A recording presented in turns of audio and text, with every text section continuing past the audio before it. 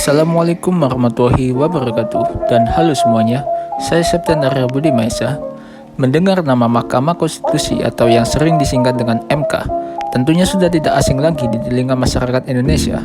Mahkamah Konstitusi juga memiliki berbagai kewenangan yang telah ditetapkan di konstitusi kita, yaitu Undang-Undang Dasar Negara Republik Indonesia tahun 1945 dan Bab 1 tentang Ketentuan Umum Pasal 1 Undang-Undang Nomor 23 tahun 2004 tentang Mahkamah Konstitusi, yang salah satu kewenangannya adalah penyelesaian perselisihan hasil pemilihan umum, di mana fokus pembahasan kita kali ini mengenai kewenangan Mahkamah Konstitusi tentang penyelesaian perselisihan hasil pemilihan umum yang telah dilakukan oleh Mahkamah Konstitusi sejak awal berdirinya Mahkamah Konstitusi, yaitu tanggal 18 Agustus tahun 2003. Lantas bagaimanakah penjelasan dan perkembangannya?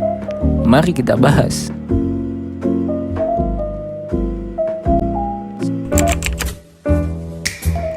Sejarah terbentuknya Mahkamah Konstitusi. Sebelum jauh membahas mengenai kewenangan tentang penyelesaian perselisihan hasil pemilihan umum, maka kita harus mengetahui sejenak sejarah berdirinya Mahkamah Konstitusi, sekaligus latar belakang ditetapkannya kewenangan dalam penyelesaian perselisihan hasil pemilihan umum. Pada awalnya, Mahkamah Konstitusi sendiri berdiri berdasarkan perkembangan judicial review yang ada di Amerika Serikat, yang kala itu diselesaikan oleh Mahkamah Agung, di mana perkara ini merupakan permasalahan antara Daniel Lawrence Hamilton melawan pemerintah Amerika Serikat tahun 1796.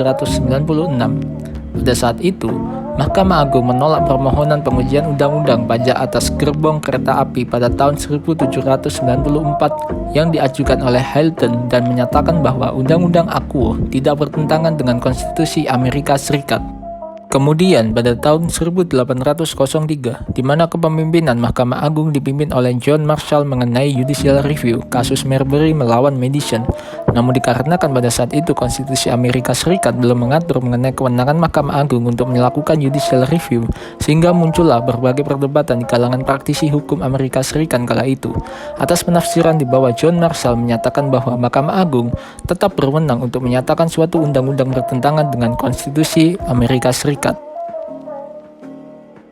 Lalu pada tahun 1919 muncullah gagasan teoritis milik Hans Kelsen di Austria yang sering disebut dengan Lembaga Mahkamah Konstitusi, di mana pelaksanaan konstitusional tentang legislasi dapat secara efektif dijamin hanya jika suatu organ selain badan legislatif diberikan tugas untuk menguji apakah suatu produk hukum itu konstitusional atau tidak.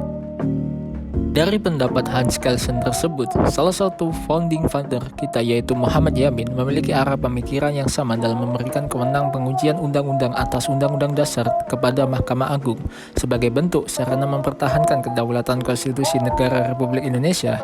Namun hal itu justru ditentang oleh Supomo bahwa pertama, konsep dasar yang dianut dalam Undang-Undang Dasar yang telah disusun bukan konsep pemisahan kekuasaan atau separation of power, melainkan konsep pembagian kekuasaan atau distribution of power.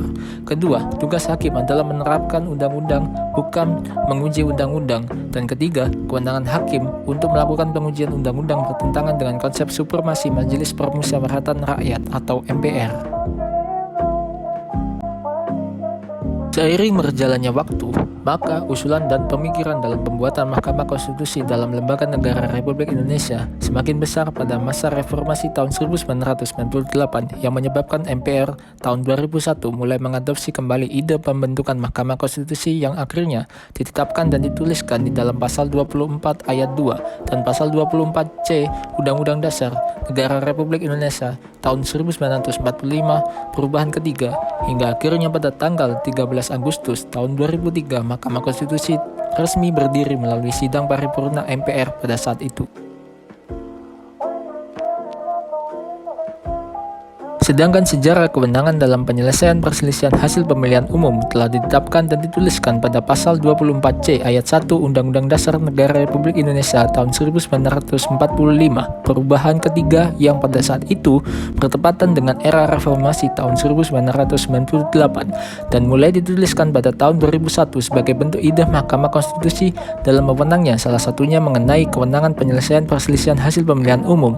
Lalu selanjutnya, kewenangan Mahkamah Konstitusi ditambah ditambah satu lagi yang memeriksa dan memutus sengketa pemilihan kepala daerah yang sebelumnya kompetensi itu dimiliki oleh Mahkamah Agung, sehingga digantikan oleh Mahkamah Konstitusi pasca diundangkannya Undang-Undang Nomor 12 Tahun 2008 yang merupakan perubahan atas Undang-Undang Nomor 32 Tahun 2004 tentang pemerintahan daerah.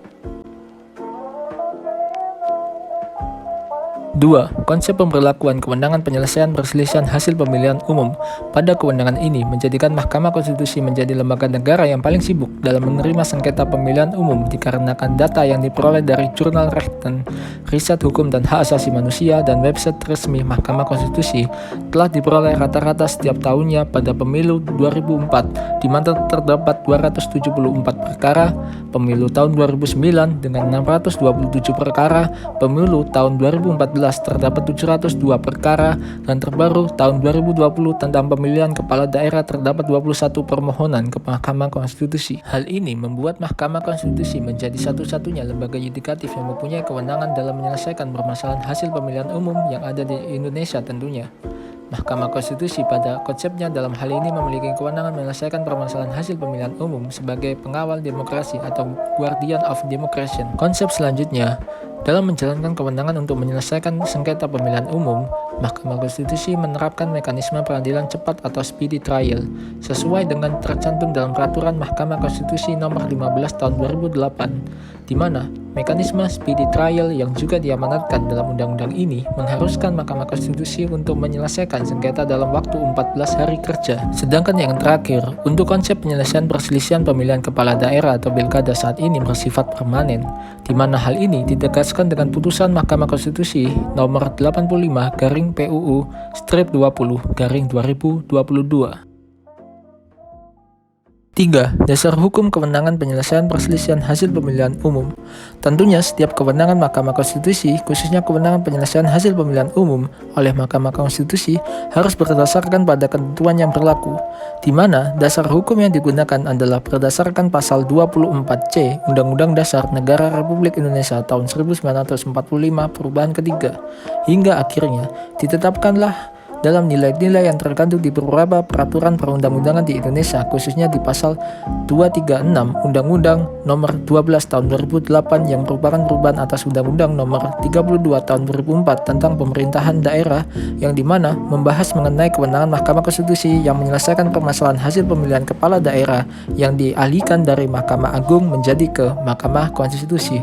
Lalu, pembahasan mengenai bentuk dari sengketa pemilihan umum yang nantinya akan disidangkan dan diselesaikan oleh Mahkamah Konstitusi adalah pada Pasal 466 Undang-Undang Nomor 7 Tahun 2017 tentang pemilihan umum. Sengketa proses pemilihan umum meliputi sengketa yang terjadi antara peserta pemilihan umum dengan penyelenggara pemilihan umum sebagai akibat dikeluarganya keputusan KPU, KPU Provinsi, dan KPU Kabupaten atau Kota.